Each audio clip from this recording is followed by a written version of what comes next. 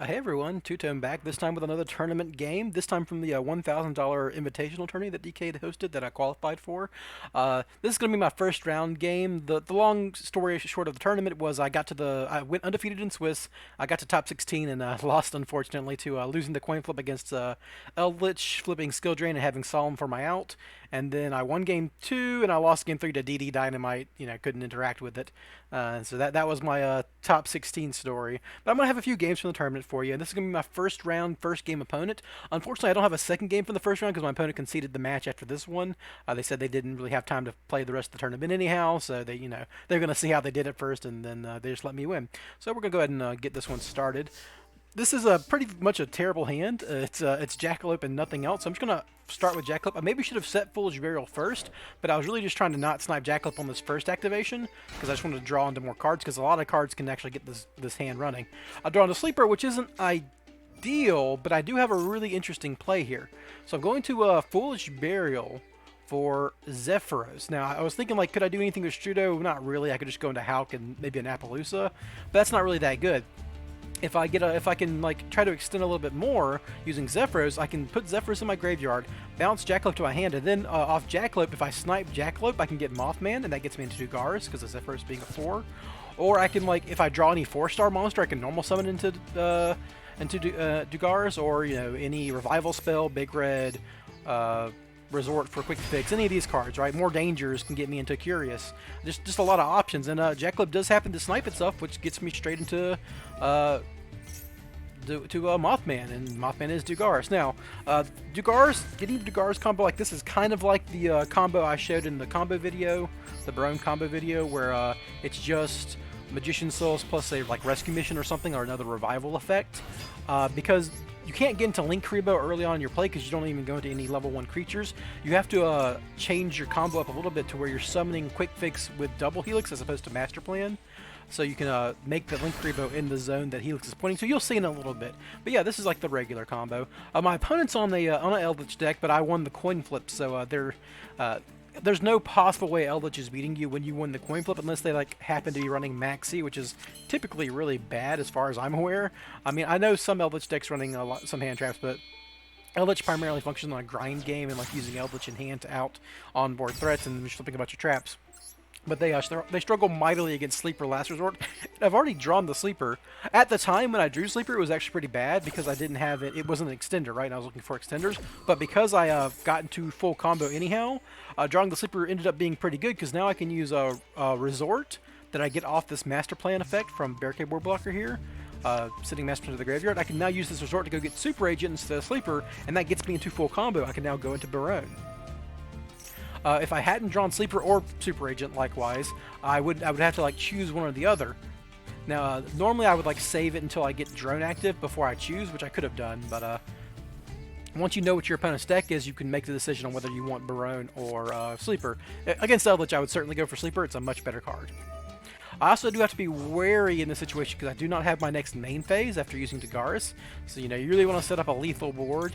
And so Barone plus Sleeper plus Borreload is a lethal board, thankfully, and Appaloosa is going to be pitching on there. My opponent's got a couple of Floodgates and a Solemn Strike, so my worry is if my opponent has like outs to my board, like Super Poly, some Eldritch decks run like Super Poly, a Kaiju, stuff like that, stuff that can just really get rid of all of my threats. If they can then flip us a Floodgate, I might not be able to come back into the game. I can almost certainly survive a Solemn Strike, right? If my opponent sets a bunch of cards and like flips a Solemn Strike on like one of my 2 negates or my Sleeper or my Appaloosa or whatever, I've got so many cards. Solemn Strike answering any of my cards 1 for 1 isn't a big deal. And if they're forced to use Solemn Strike on like my Sleeper can't die because of Last Resort. So Solemn Strike was the least threatening card to me there, as opposed to Skill Drain, which shuts down my board, or Teekboo, which could be even worse, especially if they answer my cards. So yeah, here's what I mentioned earlier. I have to use a Helix to summon Quick Fix because now I don't have another Dark Monster. If you had like an extra danger or something in this hand that you could just throw on the board, you wouldn't have to do this. You could just use the danger as the other Dark Monster in this scenario. But because I used up my only danger, I did need to go into Linkuriboh, and the easiest way to go into Linkuriboh without like having to go into Unicorn and messing up your combo is to summon Helix, or summon Quick Fix from the graveyard off Helix. It's a little weird because you're like skipping Princess Sprite in this scenario, but because I already drew the Sleeper, it's not that big a deal. And there we go, just use up all these cards. Still got Helix on the field, so just go ahead and use my Quick Fix while he's here. Quick Fix is going to be necessary for Destrudo too, because I mean I could summon Super Agent because I know their top card, so it doesn't really matter. But yeah, it's good to have a lower than level 7 monster on the field for Destrudo, who we're about to go into. And it is important that I use Quick Fix before I go into Curious here, because Curious has the potential to mill Last Resort. That's just particularly tight playing. You don't want to accidentally mill your Last Resort before you've used your last Quick Fix activation. It'd be very embarrassing. Alright, so Curious is obviously going to send Destrudo at this point. Nothing crazy. There we go, yep, send Destrudo. And this is all pretty standard. Once I know my opponent's Eldritch, they don't have any hand traps, I just kind of like execute the combo at this point. I really could just turn my cues, my prompts off, and go through it more quickly. Go ahead and use Destrudo, go off Quick Fix. And technically the tightest way to play here is just go to Appaloosa immediately, because you don't need that Quick Fix for anything anymore.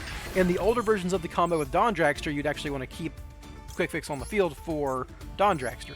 But yeah, it's not really relevant here. But you want Curious in the graveyard for your Borreload Savage Dragon, which is the next like payoff you're actually going into besides House.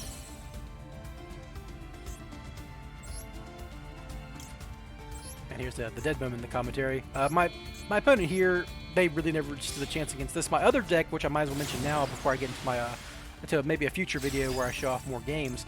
My other deck is Trizu. My general thought process on my deck choices is, one, I'm going to play Spyral because I love playing Spyral. It's my favorite deck.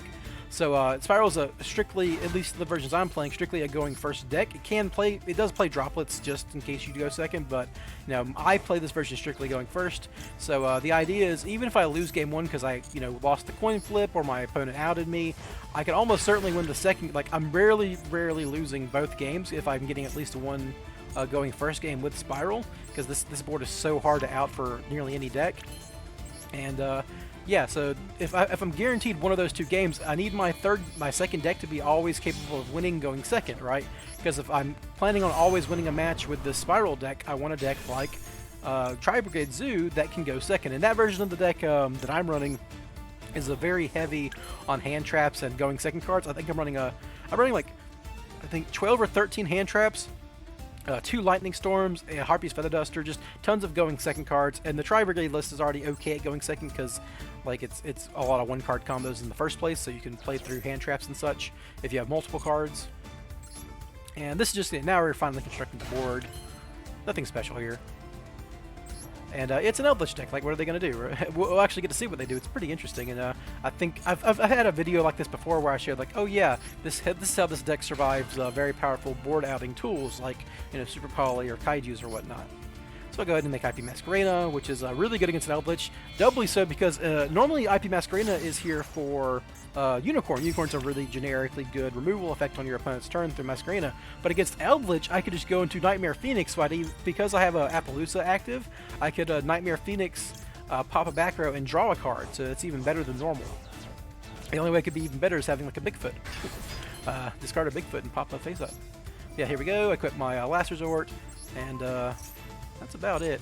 And normally I do like to play around Call by the Grave by using Rescue on my agent, and you even see me trying to go for it there, using Rescue on my agent beforehand, but my opponent is an Eldritch deck. They are a back row deck. I can just save my Rescue for their turn, and then Rescue Agent, like I would normally do if I had to, and get a pop on it. I'm going to use Resort to put back Jackalope. Dangers are pretty good to put back in your deck.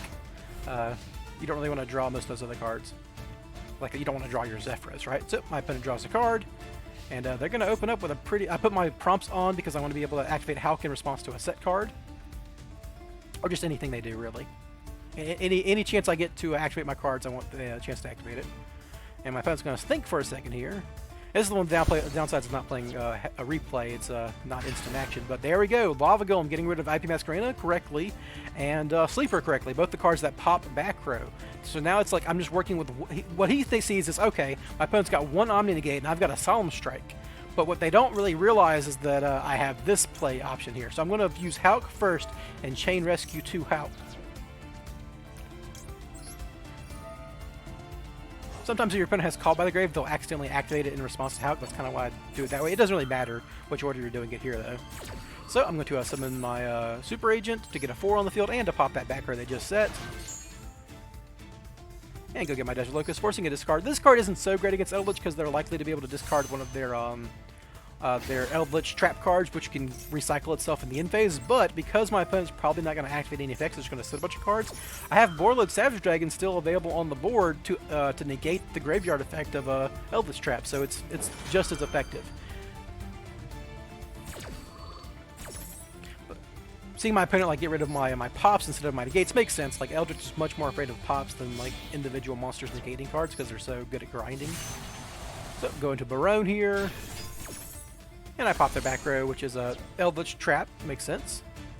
And that pushed my opponent to discard, which, you know, really bad for them. Like, no matter what. Yeah, Dogmatic of Punishment, which wouldn't have been great here either.